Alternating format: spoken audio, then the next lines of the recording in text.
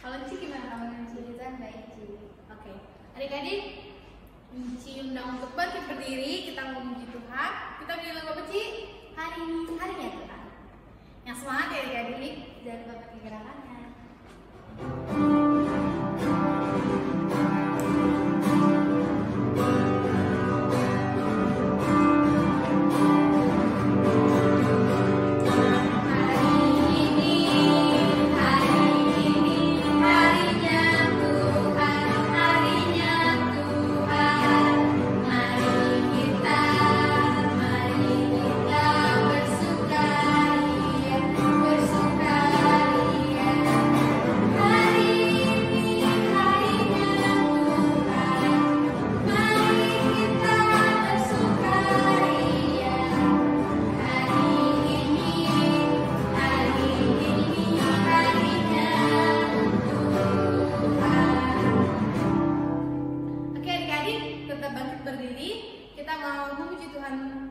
Kita mau nyanyi lagu setinggi-tingginya lagi.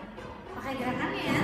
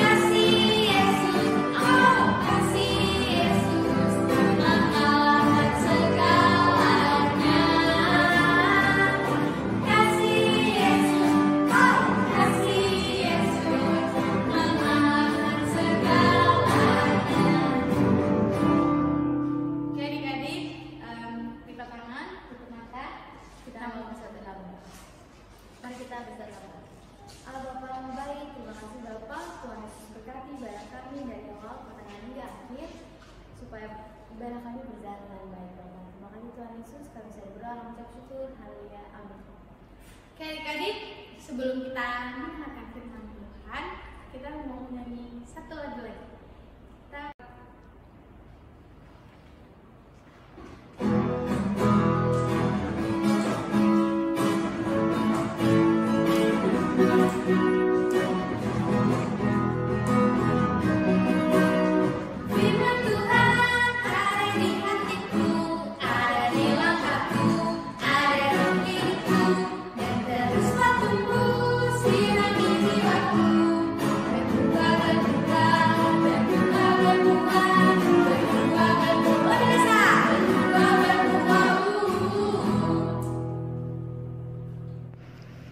Shalom adik-adik, apa kabar?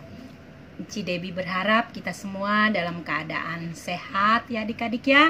Baik-baik semua dan jangan bosan-bosan. Ci Debbie mengingatkan untuk kita tetap fokus belajar.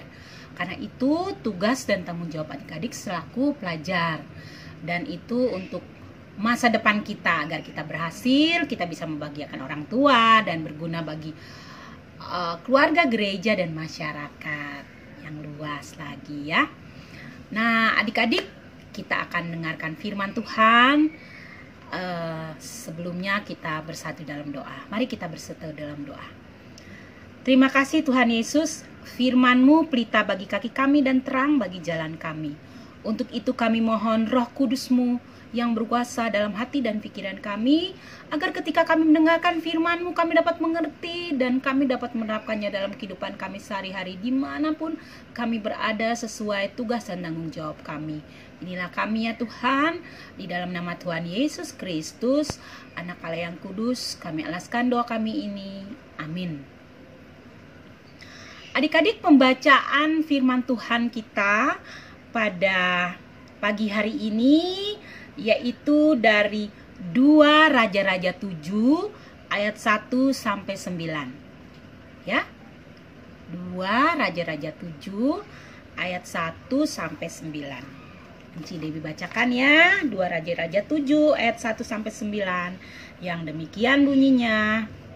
Lalu berkatalah Elisa, dengarlah firman Tuhan. Beginilah firman Tuhan.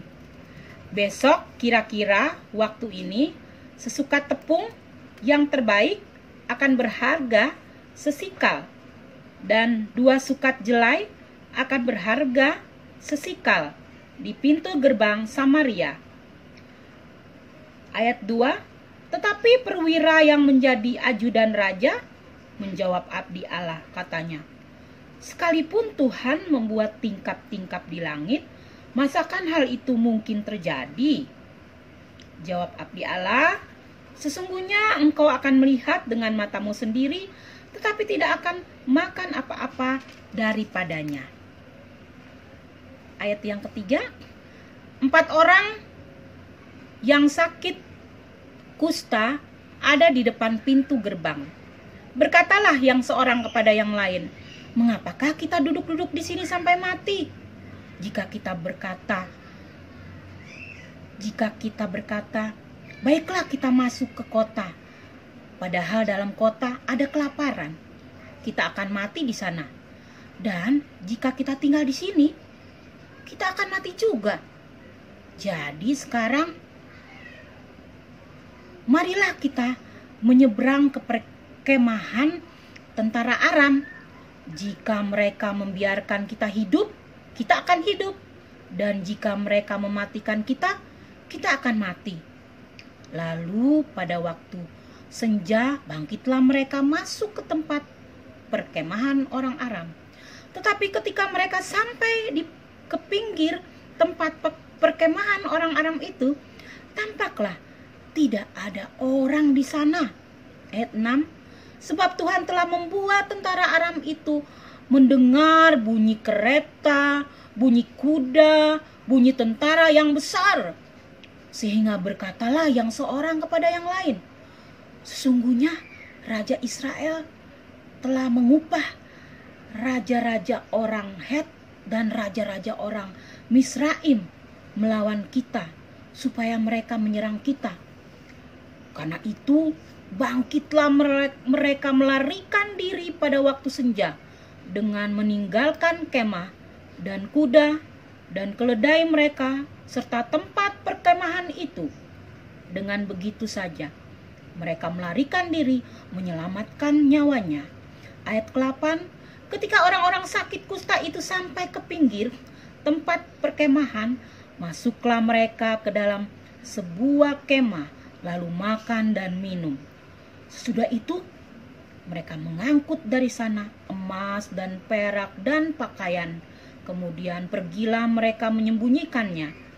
Lalu datanglah mereka kembali masuk ke dalam kemah yang lain dan mengangkut juga barang-barang dari sana. Kemudian pergilah mereka menyembunyikannya. Lalu berkatalah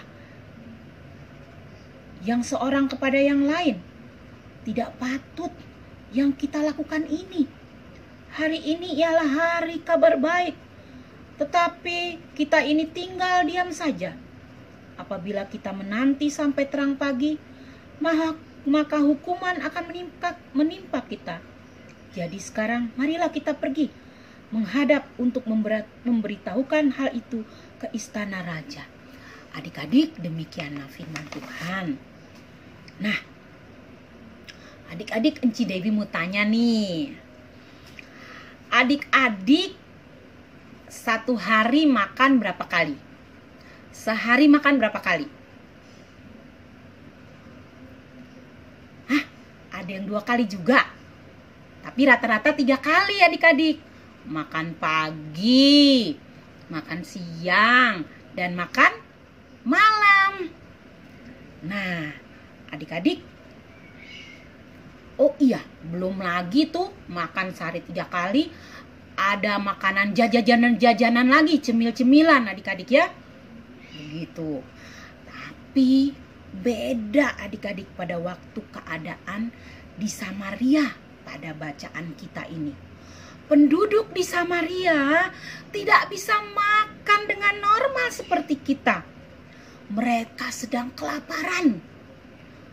Karena karena tidak ada persediaan makan, tidak ada persediaan makanan.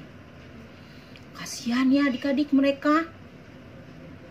Mereka udah kelaparan, tapi ada rasa takut juga adik-adik. Was-was, tidak tenang. Kenapa begitu? Karena tempat mereka tinggal sedang dikepung oleh tentara Aram. Nah, kepungan tentara Aram membuat jalur makanan ke tempat orang Samaria itu menjadi terhambat, adik-adik. Jadi semua bahan-bahan makanan tidak dapat masuk ke dalam pintu kota. Adik-adik, di gerbang pintu kota untuk masuk ke kota Samaria ada 4 orang yang tinggal di sana. Mereka adalah orang yang mempunyai sakit kusta. Lah, kok mereka tidak tinggal bersama-sama dengan orang Samaria ya? Di kemah itu. Padahal adik-adik mereka itu sama orang Samaria juga. Tapi mereka tinggal di luar. Mereka tinggal di jalan adik-adik. Tidak tinggal di rumah atau di kemah seperti orang-orang Samaria lainnya. Ternyata adik-adik, orang yang sakit kusta pada waktu itu tidak boleh tinggal bersama berdekatan orang yang normal lainnya. Karena mereka dianggap kotor. Mereka dianggap orang berdosa. Nah, memang mereka sakit kusta, adik-adik. Kalau orang sakit kusta itu pada waktu dahulu itu ditakuti karena kulitnya itu adik-adik luka dan penyakitnya itu bisa menular. Dan pada waktu dulu belum ada obatnya adik-adik, sehingga mereka ditelantarkan begitu saja. Dan yang dapat menolong mereka hanya Tuhan Yesus. Ya, kalau adik-adik ingat cerita orang-orang kusta yang disembuhkan Tuhan Yesus, ya kan? Nah, jadi cuma Tuhan Yesus yang dapat menolong mereka. Tapi adik-adik sekarang sudah beda. Zamannya sudah canggih. Tuhan Yesus memakai orang-orang untuk menemukan obat tersebut sehingga bisa menyembuhkan orang-orang kusta ini. Memakai rumah sakit, dokter, semua juru rawat untuk merawat orang sakit kusta sehingga mereka bisa sembuh dan mereka bisa normal melakukan aktivitasnya, bisa bertemu lagi dengan banyak orang. Seperti itu adik-adik. Adik-adik, pada situasi kelaparan inilah ya adik-adik, 4 orang kusta ini ngobrol, berunding mereka. Mereka ingin mencari jalan keluar supaya mereka tetap bisa mendapat makanan. Mereka tidak kelaparan bahkan sampai mati.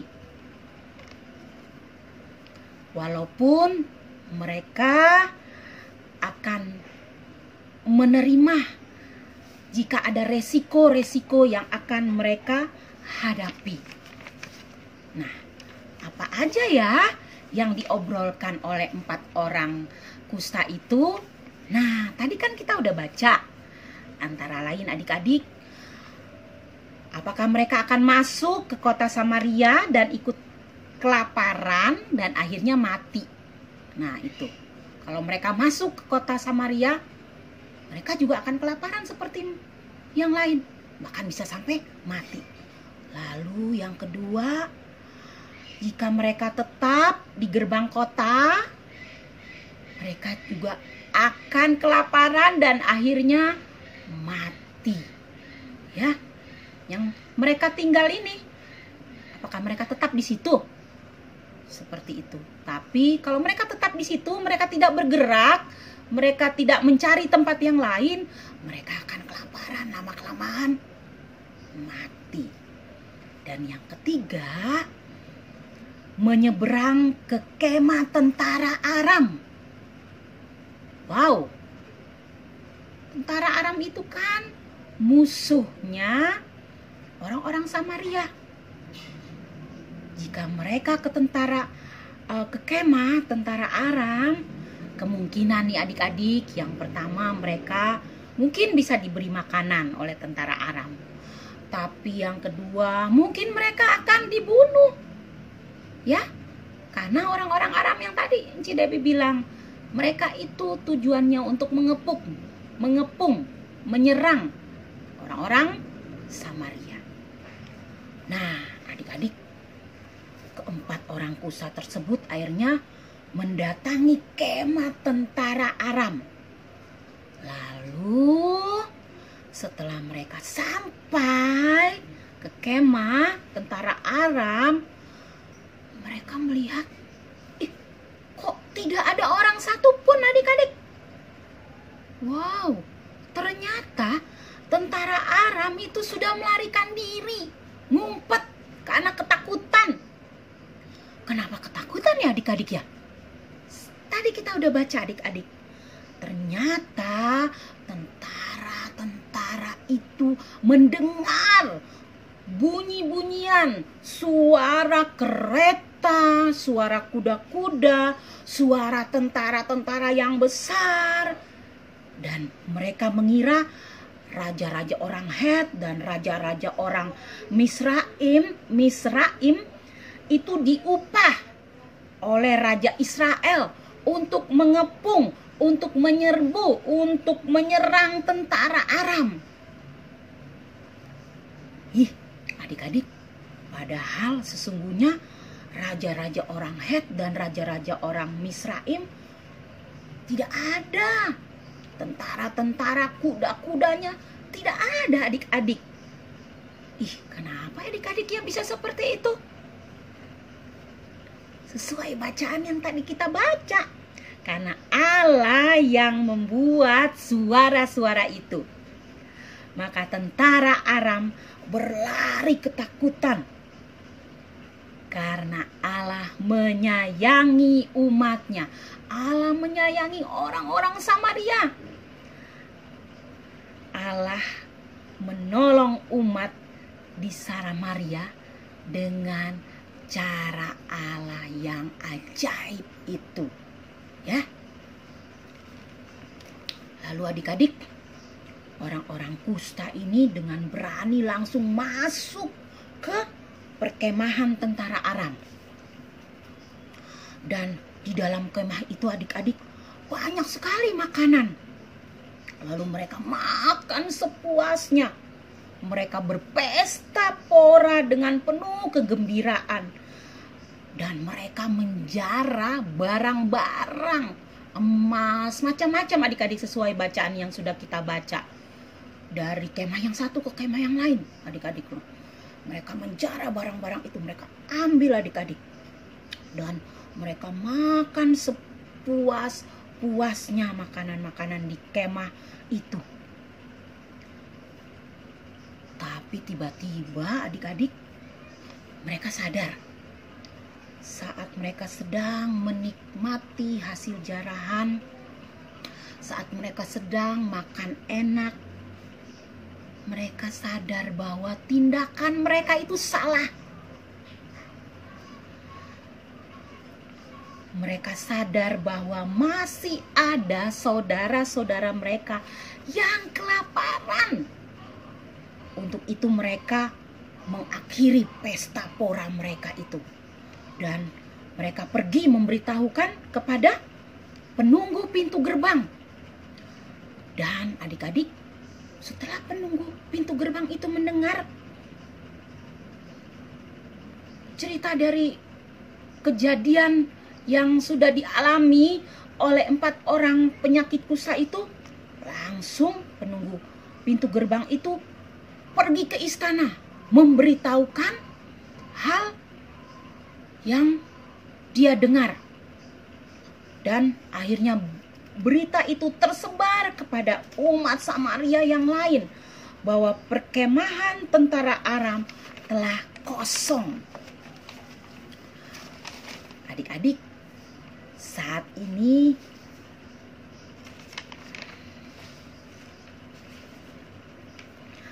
kita juga patut bersyukur karena kita bisa belajar melalui keempat kusta ini.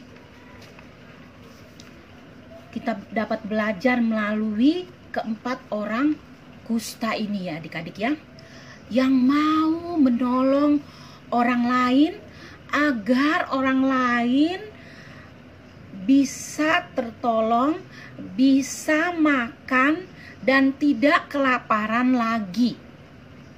Orang kusta ini tidak mementingkan dirinya sendiri, tapi dia mementingkan orang banyak juga. Rasa mengasihi untuk sesama sangat kuat. Dan adik-adik, kita juga belajar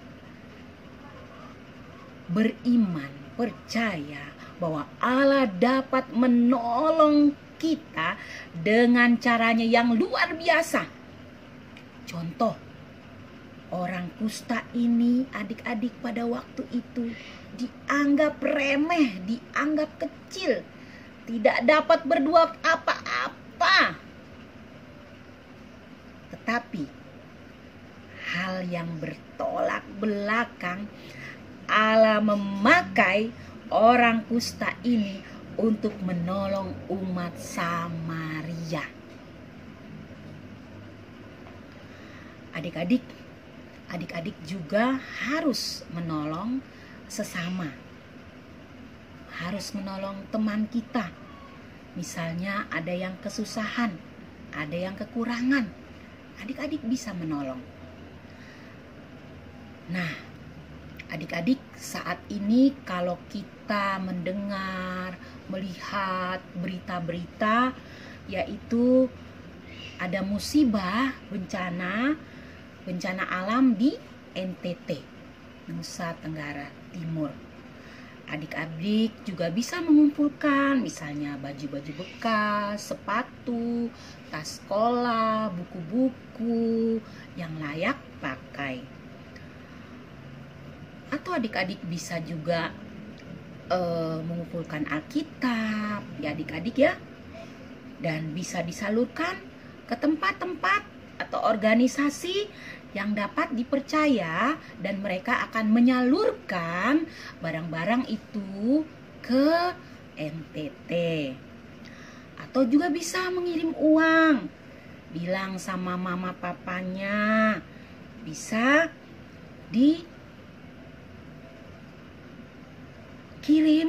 ke rekening yang sudah ditetapkan ya untuk disalurkan, seperti itu. Nah adik-adik, di gereja kita ini Ebenezer, adik-adik tolong kasih tahu juga papa mamanya, oma opa, om tante, kakak-kakaknya ya adik-adik, saudara-saudara, teman-teman juga adik-adik. Gereja kita Ebenezer ini juga sudah menjadi alat Tuhan dengan membuka kotak persembahan untuk saudara-saudara kita di NTT.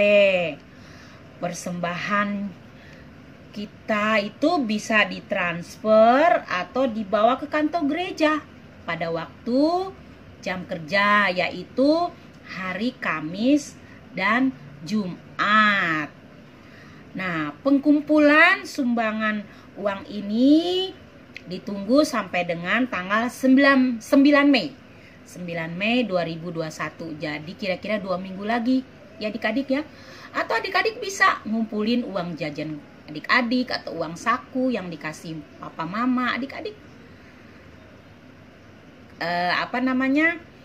Kumpulkan, adik-adik tabung, lalu pada tanggal paling lama tanggal 9 adik-adik bisa setor ke gereja atau ditransfer gitu.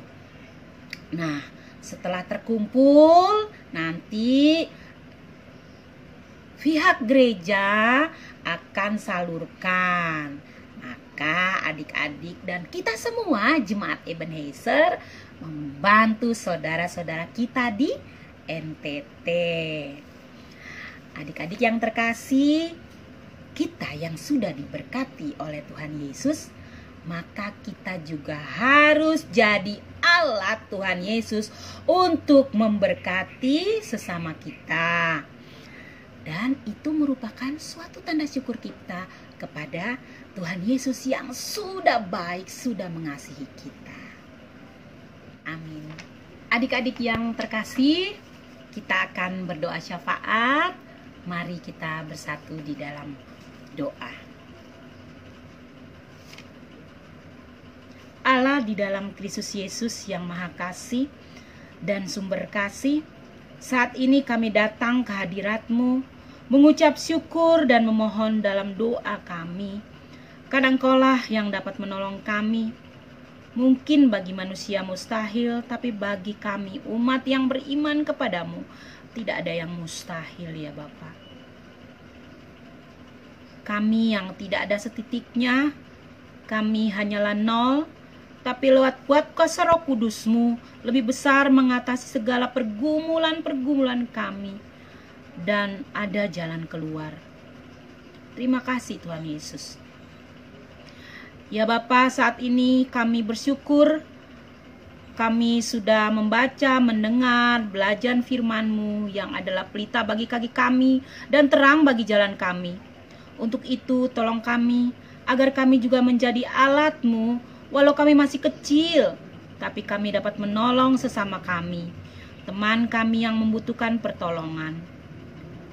Dan saat ini kami mau berdoa untuk papa, mama, kakak, adik, dan saudara-saudara kami yang lain yang mungkin ada dalam pergumulan atau masalah. Tuhan Yesus akan menolong dengan cara dan waktu-Mu yang luar biasa. Engkau dapat menolong kami lewat siapapun yang menjadi alat-Mu. Bapa, kami juga mau berdoa untuk saudara-saudara terkasih kami yang ada di NTT, yang terkena musibah bencana alam, yang membuat mereka kehilangan rumah, pekerjaan, surat-surat berharga, barang-barang yang mereka butuhkan, makan minum, bahkan mungkin ada yang kehilangan keluarga mereka.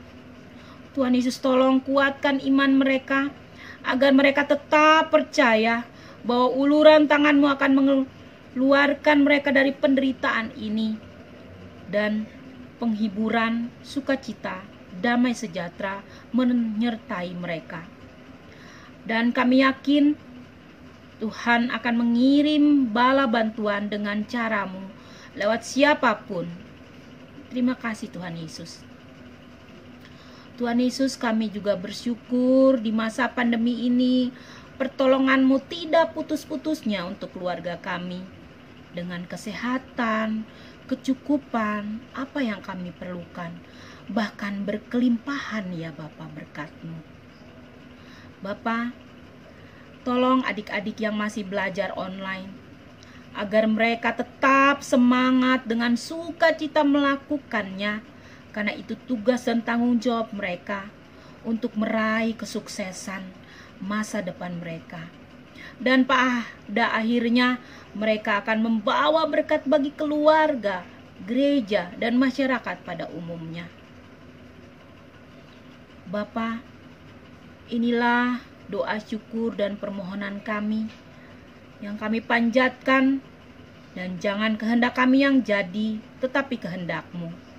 Di dalam nama Tuhan Yesus, kami alaskan doa kami ini secara bersama yang telah Engkau ajarkan. Bapa kami yang ada di dalam kerajaan surga, dikuduskanlah nama-Mu, datanglah kerajaan-Mu, jadilah kehendak-Mu di bumi seperti di surga. Berikanlah kami pada hari ini makanan kami yang cukupnya, dan ampunilah kami akan kesalahan kami, seperti kami juga mengampuni orang yang bersalah kepada kami. Dan jangan membawa kami ke dalam pencobaan, tetapi lepaskanlah kami daripada yang jahat. Karena Engkaulah yang mempunyai kerajaan dan kuasa dan kemuliaan sampai selama-lamanya. Amin.